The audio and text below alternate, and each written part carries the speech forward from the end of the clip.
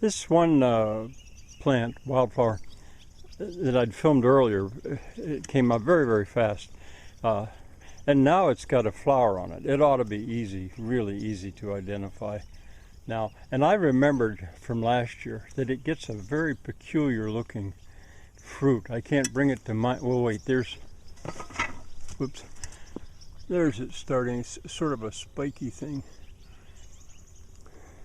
Now those flowers close in the bright sun.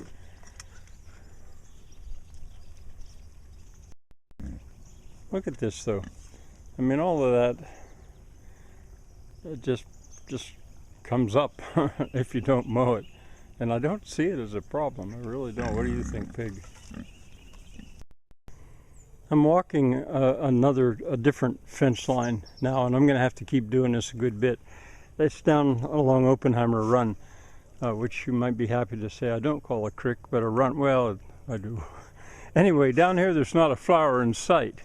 It's shady, it's more moist, not as much sun, and the timing is different. But I did want to film, I've filmed this before, this particular plant right here.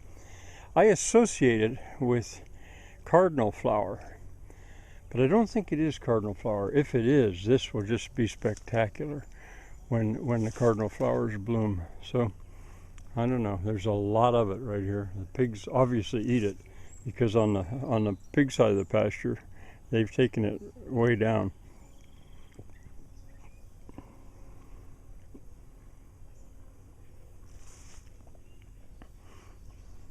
There you can see a little bit of a grapevine.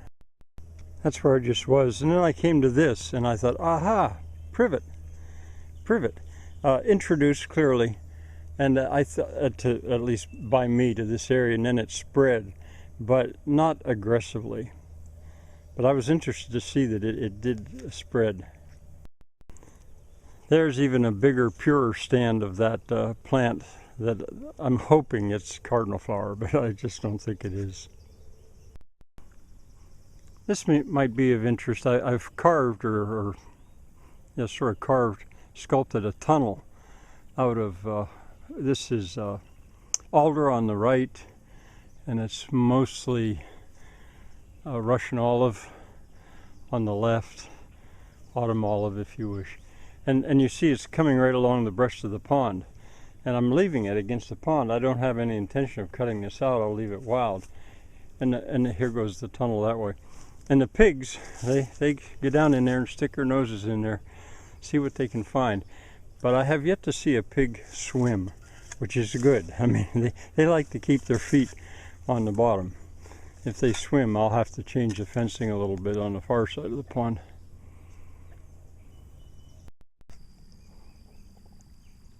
Aha, there's something you want to watch for.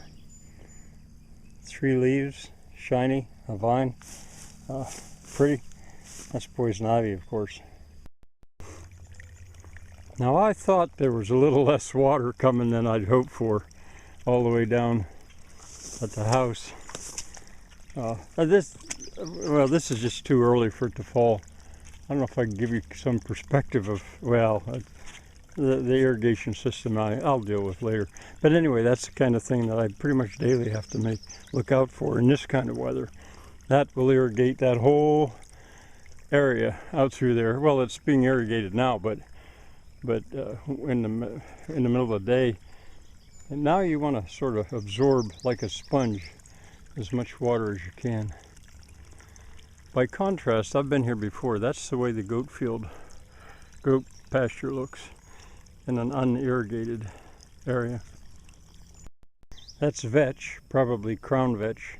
You can tell vetch by the nature of those leaves. Do you see that they're compound? And while I'm here, that's a catalpa tree. I'm gonna take a walk around and film the various trees that are here as well. Sometimes people call it a bean tree if they don't know what else to call it because of the fruit. These Russian olives, I've allowed them to get big, and I didn't cut them down. I thought the pigs might root them out, but they didn't.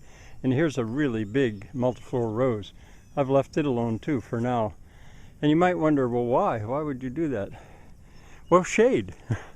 I thought, you know, if the pigs are out here, you know, it's just nice to have some shade. And back to these Russian olives. The neighbor insists on calling them autumn olive, saying Russian olive is something different. And I don't doubt within that linguistic domain that may be true. But the common name here, when they were introduced and among the farmers here, is Russian olive.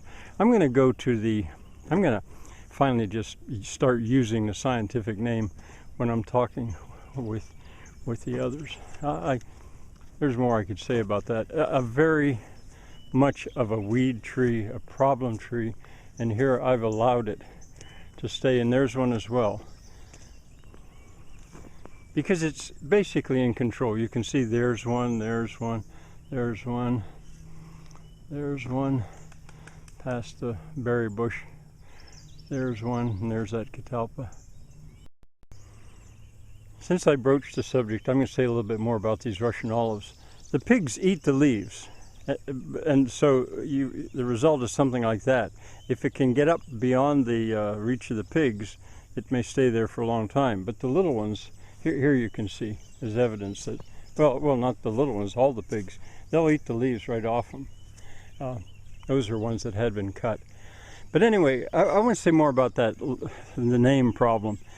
There's a thing called a prestige dialect, and well, maybe it's too hard to get into that. But down here, I live on Oppenheimer Road. That's Oppenheimer Run, and these are Russian olives. Oh, and there's another word, I can't think what it is. But if you go up there, the neighbors, they live on Oppenheimer Road, and these are autumn olives up there. They probably would not say crick. Well, the rest of my family doesn't say crick either, but that's not so much an isogloss, that's probably more of a social thing. There's another word, I can't think what it is, but it's just distinctly pronounced differently. And when you have a border like that, that's called an isogloss. I'll have to return to this subject at some point because I'm not explaining it very well. That plant right there, I'm not going to walk over to it. That's sweet pea, introduced, stuck around. And that, I think I filmed before, is sumac. I'm not sure when the best time of day is to film this, but that's that plant that I still can't name it, but now it's just a matter of laziness. I'm sure I can name it. It was only growing right in here and right over there, but now because of the soil moisture, the soil is moister because of what I've been doing, and it's all over the farm now, and I still see no problem with it. But anyway, as a pure stand when it's in flower, isn't it pretty? There comes one of my pigs. That'll prove that this is pig pasture.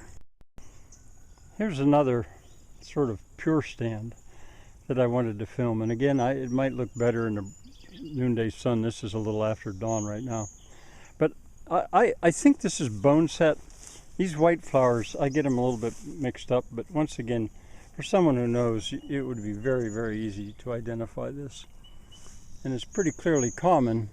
I mean, not rare, and I'm calling it a pure stand, but it's just because it's in its climax right now. Right after it, you can see, is that blue flower. I just wanted here, you can see by my shadow that it's just not that long after dawn. And if I look toward the sun, I don't know what you're going to see, but the stand is not as pure, but the light is sort of maybe more interesting. I'm back in more familiar territory. This is the western pig pasture. Oh, I thought those were frogs' eggs. I don't know what that is. I'm not sure what that is. Anyway, I was going to show you, see those cracks through the water? Well, not long ago, this ditch went dry. And it doesn't take long at all with this soil for it to start cracking right up like that. And then it isn't automatic. It takes maybe a week or so before that ground soaks back up. Now, where it never went dry, the bottom of it is like pudding. But here, well, see, it's getting pretty soft already. But it's evidence of what this, and you know, the part that, like here, where you can see it, and well, you don't see it everywhere else because it's irrigated, but although you don't see it because of the cover of the lawns or whatever, that's what happens to ground here. And it's not nearly as friendly when it's dry, bone dry, and cracked to life as it is when it's got the right moisture.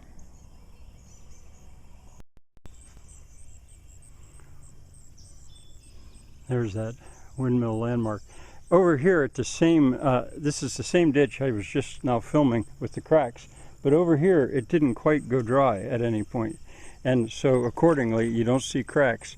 And you see how soft that soil is? And you also don't see cracks here on the side. This video may be getting a little long. I'll probably have to break it in half. But I wanted to show you this. This is not irrigated at all, has not been irrigated. And it was completely bare. Late at the beginning of summer, well, I'd say 3 weeks ago, maybe a month, it was bare. But look what's happened. You should recognize these plants, even if I can't name them all. That's the one that gets the beautiful flower. That one, can't think of what it's called, I'm not sure the name.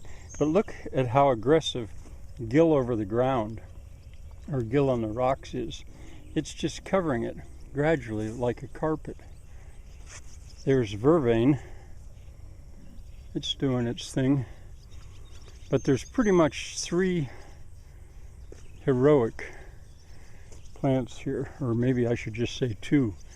One is that one that gets that strange spiky fruit that I just showed you. There's vervain, there's 3, vervain, and gill over the ground.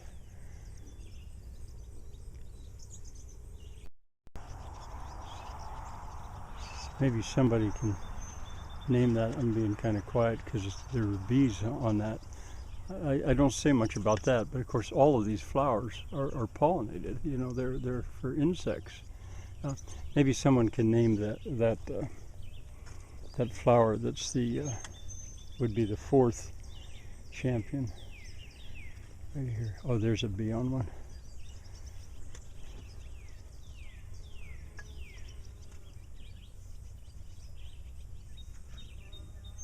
People make a lot of fuss, and they should, about preserving the honeybees and insects in general.